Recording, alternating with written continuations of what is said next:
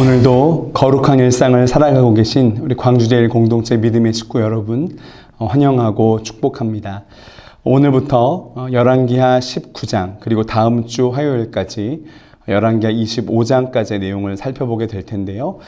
우리 묵상하게 될 말씀 열왕기하 19장부터 내용을 간략하게 살펴보겠습니다. 먼저 열왕기하 19장은 남유다가 아수르의 침략으로 인해서 국가적 위기에 봉착하였을 때 남유다의 왕 히스기야가 어떻게 그 위기를 극복하려 했는지, 반응은 어떠했는지에 대한 이야기입니다. 히스기야 왕은 굵은 배를 입고 여호와의 성전으로 들어갑니다. 그리고 모든 상황을 하나님 앞에 솔직하게 펼쳐놓고 기도하기 시작합니다. 19장에서 히스기야가 함께한 사람들에게 한 말과 또 하나님께 드린 기도의 내용을 잘 보면 히스기야가 얼마나 하나님의 마음을 잘 헤아리고 또 하나님을 경외하며 하나님을 의지한 믿음의 사람인지 우리는 알게 됩니다. 우리 하나님 여호와여, 원하건대 이제 우리를 그의 손에서 구원하옵소서. 그리하시면 천하 만국이 주 여호와가 홀로 하나님이신 줄 알리이다. 그의 기도의 요지는 하나님의 영광을 위하여 유다를 구원해 달라고 하는 것이었습니다. 그는 인간의 어떠함이 아니라 오직 하나님의 은혜만이 구원의 근거가 됨을 알고 있었던 것입니다. 어찌 그 악한 왕 아하스의 자손 가운데서 이러한 지혜롭고 하나님을 경외하는 왕이 나왔는지 정말 신기한 정도입니다.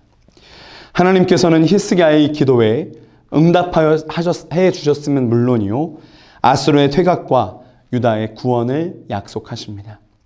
내가 나와 나의 종 다윗을 위하여 이 성을 보호하여 구원하리라. 다윗과 맺으신 이 언약을 이토록 신실하게 성취해내시는 그 하나님의 성실하심을 우리는 반드시 보아야 합니다. 하나님은 말씀하신 대로 아수르의 군대 18만 5천 명을 하루아침에 송장으로 만들어 버리셨고 아수르 왕 사네립은 칼로 쳐 죽임을 당하게 됩니다.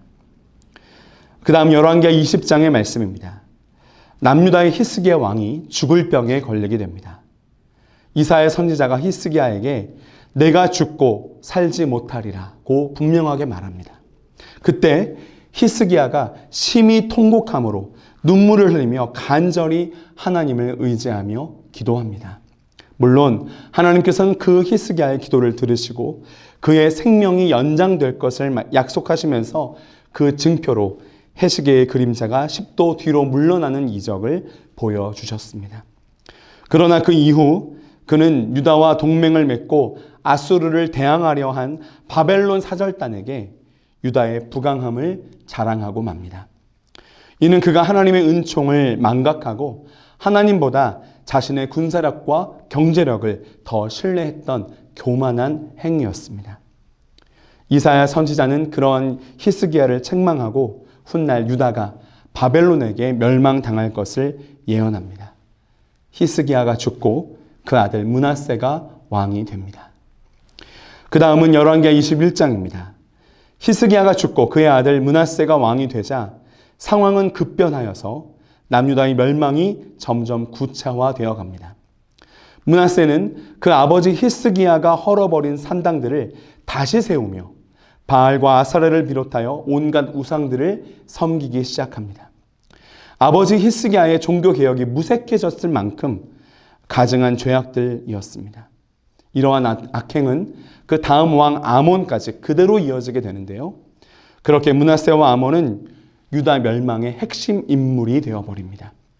물론 하나님께서는 당신의 종 선지자를 통하여 분명하게 여러 차례 심판과 징벌을 예고하셨으나 알아듣지 못하고 그 죄악을 여전히 자행합니다. 므낫세가 죽고 왕이 된 아몬이 므낫세의 죄를 끊어내고 새롭게 하나님 앞에 나아갔더라면 좋았으련만 오히려 더욱 가중되고 맙니다. 아몬도 여호와를 버림으로 말미암아 신복들로부터 모반을 당해 2년간의 짧은 통치를 막을 내리게 됩니다. 열왕기하 22장입니다. 남유다의 마지막 개혁자인 요시야 왕의 통치 기사를 다루고 있습니다.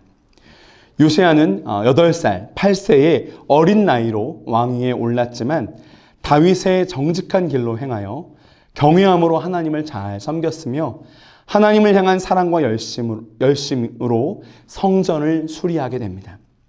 그렇게 남유다는 다시 새롭게 하나님의 길을 걸어가게 됩니다. 여러분, 지도자가 이렇게 중요합니다. 지도자 한 명, 왕 한 명이 하나님 앞에 겸비하여 서게 되니까 함께 모든 자들이 그 자리에서 정직하고 진실하게 하나님 앞에서 행하는 것을 이 말씀을 통해 볼 수 있습니다.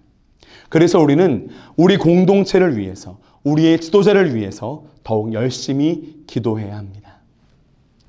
특히 성전 수리 중에 제사장 hil기야가 발견한 율법책은 이스라엘 백성의 범죄로 인해 하나님의 심판이 임할 것임을 예언하고 있었고, 요시야는 그 말씀 앞에 두려움에 떨며 옷을 찢고 회개하였습니다.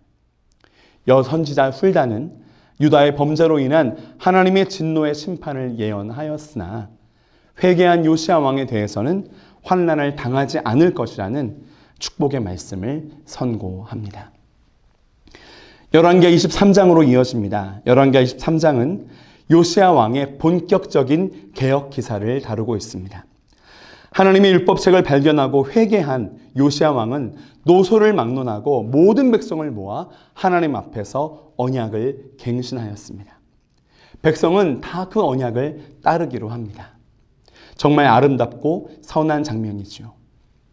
그리고 요시야는 유다와 이스라엘 지역에 있는 그 어떤 우상이라도 철저하게 파괴하고 멸절시키는 개혁을 단행함은 물론 오랜 시절 동안 중단되었던 유월절을 지켰습니다. 요시야는 여호와 하나님 앞에서 정직히 행하였을 뿐만 아니라 이러한 종교개혁을 남유다를 넘어 북이스라엘까지 확산시킴으로 유다에 큰 부흥을 가져왔습니다. 이는 하나님이 명하신 유월절을 회복한 것에 대한 하나님의 은혜로 주어진 축복이었죠. 요시야는 마음과 뜻과 힘을 다하여 여호와께로 돌이켰던 정말 전무후무한 멋진 왕이라고 하나님께서도 인정하십니다. 그러나 하나님은 므낫세를 비롯한 선왕들이 행한 죄악으로 인한 그 진노를 돌이키지는 않으셨고, 요시야의 아들 여호와스의 악정을 통해 유다는 그 멸망의 길로 서서히 계속 그 길을 가게 됩니다. 이러한 하나님의 심판은 요시야 왕이 무기또 전쟁에서 죽임을 당함으로 시작되게 됩니다. 열왕기하 24장입니다. 요시야 왕의 죽음 이후에 유다 왕국이 몰락과 파멸의 길을 걷고 있는 역사를 보여줍니다. 바벨론 왕 느부갓네살이 남유다를 침공하기 시작한 때로부터 느부갓네살이 죽던 해까지의 역사로 하나님이 하셨던 남유다의 멸망 예언이 무서울 정도로 그대로 성취되고 있음을 보여주고 있습니다.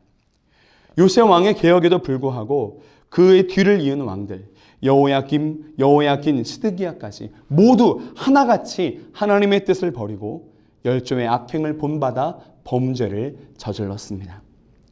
그들은 하나님이 보내주신 선지자의 예언의 말씀을 듣지 않고 이웃 나라를 의지하는 정치술로 자기의 왕권을 유지하려고만 했습니다. 그러나 하나님 앞에서 온전하지 않은 왕들에 대한 하나님의 진노와 심판은 너무나도 엄중하여 여호와의 성전의 모든 보물과 왕궁의 보물을 다 빼앗겼고 나라의 권세 있는 자들은 모두 바벨론으로 끌려갔습니다. 모두 여호와께서 말씀하신 대로 된 것입니다. 열왕기하 25장입니다. 열왕기하 25장은 열왕기하의 마지막 장으로 유다의 멸망을 다루고 있습니다. 북이스라엘이 아수르에게 패망한 지 136년 후에 남유다도 바벨론에 의해서 완전히 파멸된 것이죠. 하나님께서 심판의 도구로 들어 사용하신 바벨론의 3차에 걸친 침입으로 예루살렘은 완전히 함락되었고 엎친 데 덮친 격 극심한 기근이 임하며 급기야 모든 군사들이 도망을 쳐버리는 그렇게까지 망가져 버립니다. 유다의 마지막 왕 시드기야는 두 눈이 뽑힌 채 놋사슬로 결박되어 바벨론으로 질질 끌려갑니다.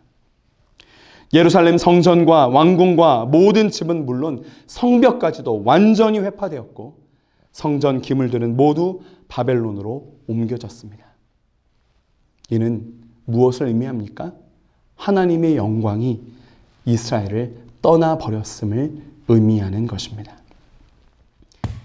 열왕기하 역사 속에서 하나님을 버리고 우상을 섬기며 온갖 죄악을 행했던 자기 백성을 이처럼 철저하게 파멸시키시는 그 거룩하시고 공의로우신 하나님이 여러분 지금은 그 원리와 원칙을 거두셨을까요? 하나님의 말씀을 무시하고 버젓이 이 땅의 부와 명예와 가치를 따라서 우상을 섬기는 백성들을 가만히 놔두실까요? 아닙니다. 절대 그러실 리 없습니다. 우리 하나님은 놀라운 사랑의 하나님이심과 동시에 털끝만한 거짓과 속임도 절대 좌시하지 않으시는 공의와 정의의 하나님이십니다. 우리가 열왕기하 말씀을 묵상하는 이 마무리하는 시기에 우리의 삶을 다시 돌아보며 요시야와 같이 하나님 말씀 앞에 두려움으로 떨며 서며 회개하는 우리 모든 광주제일 공동체 믿음의 식구들 되시기를 마음 다해 축복합니다. 그리고 열왕기하 25장까지의 필사를 마치고 나면요, 한 달여의 휴식 시간을 갖게 됩니다.